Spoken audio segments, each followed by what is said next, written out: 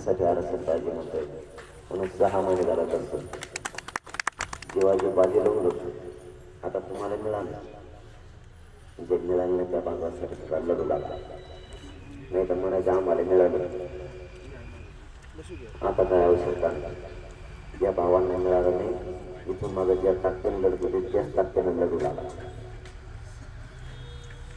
कारण आपल्याला ही लढाई थोडी राहिली ती जिंकायची आहे.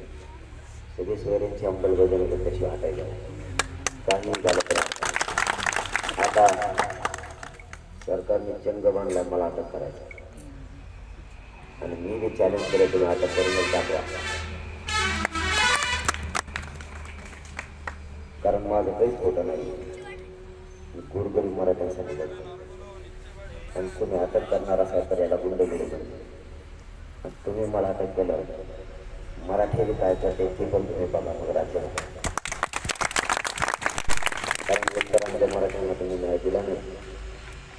आता न्याय द्यायची वेळ आली, आडवं पडायला लागला. शेवटचा काय त्यांचा यशस्वी होऊ देऊ नका. सगळ्यांनी पुन्हा एकदा अंतर्वालीला